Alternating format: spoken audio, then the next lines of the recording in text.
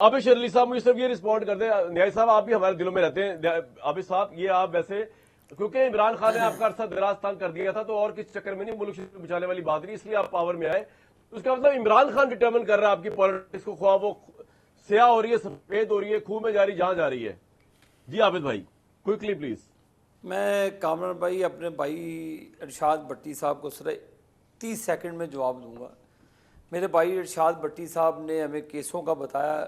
क्या नवाज शरीफ साहब पर केस ये था कि नवाज शरीफ ने बेटे से तनख्वाह नहीं ली, उसने पाकिस्तान में मोटरवेज बनाई, उसने बिजली के सस्ते कारखाने लगाए, पाकिस्तान में सी पैक लेकर आया, पाकिस्तान की IMF से जांच हुई। क्या ये केसेस थे नवाज शरीफ के ऊपर?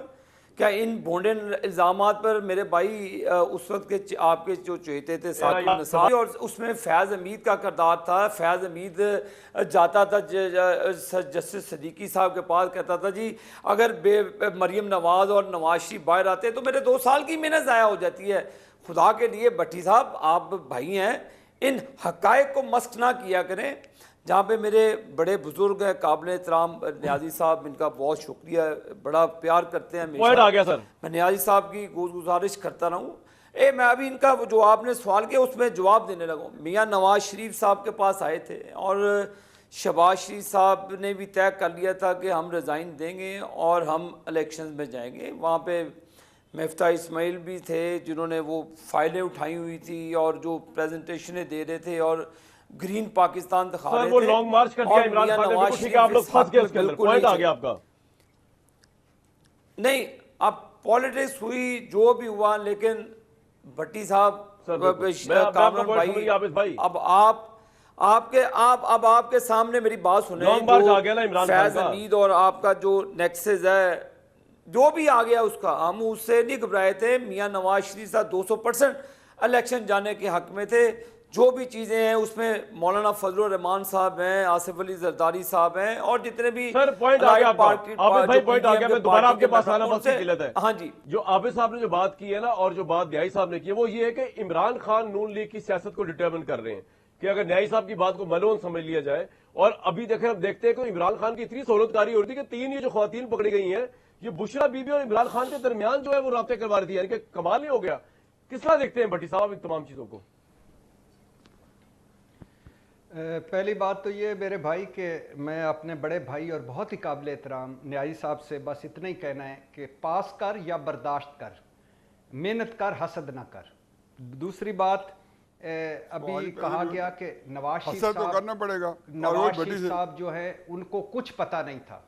नवाज शरीफ साहब के बगैर कोई फैसला नहीं हुआ। एक्सटेंशन का फैसला नवाज शरीफ साहब का था, हुकूमत लेने का फैसला उनका था, और बाकी अब भी हुकूमत में आने का फैसला या किसको क्या बनाना है वो नवाज शरीफ साहब का था।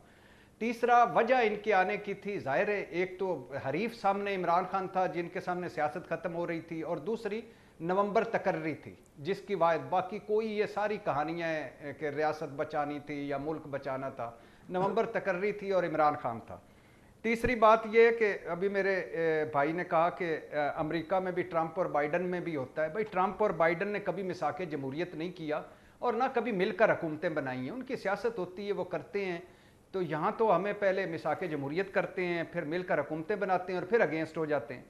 और आबिद भाई से मैं हमेशा अवॉइड करता हूं। ये इमरान खान का क्या मामला चल रहा है कि जेल में भी सूरतकारी हो रही है, इसमें तो कमेंट करें भाई। जी एक जुमला उसी का बताता हूँ। एक जुमला कि आबिद भाई से कभी भी नहीं कहा, समझ आ गया, बहुत आपके ताल्लुकात हैं स्पेशल। नहीं चाहता, लेकिन मैं हुदैबिया की बात कर रहा था, मैं एवनफील्ड की बात कर रहा था, मैं अल अजीजिया की बात कर रहा था, मैं फ्लैगशिप की बात कर रहा था, मैं रमजान शुगर मिल की बात कर रहा था, मैं शमीम शुगर मिल की बात कर रहा था, मैं एवनफील्ड की सर पॉइंट आ गया। आपने इमरान खान की सहूलतकारी पे बात नहीं की, पॉइंट आ गया आपका। 14 पकड़े गए और अभी सुना जा रहा है कि 6-7 से और तफ्तीश हो रही है। ओके, वो तो आ गया पॉइंट। लेकिन हमारे रिपोर्टर हमारे साथ मौजूद होंगे, बल्कि हमारे साथ मौजूद है इस वक्त ही, या ब्रेक के फौरन बाद लेता हूं मैं हमारे रिपोर्टर अलीमा खान साहिबा और बुशरा बीबी की बेटियों के दरमियान जो तकरार हुई है, अभी वो हेयरिंग से आ रहे हैं, और जो एग्जेम्प्ट किया गया केसेस से बुशरा बीबी को, इस पर बड़ी ड्रामेटिक डेवलपमेंट है।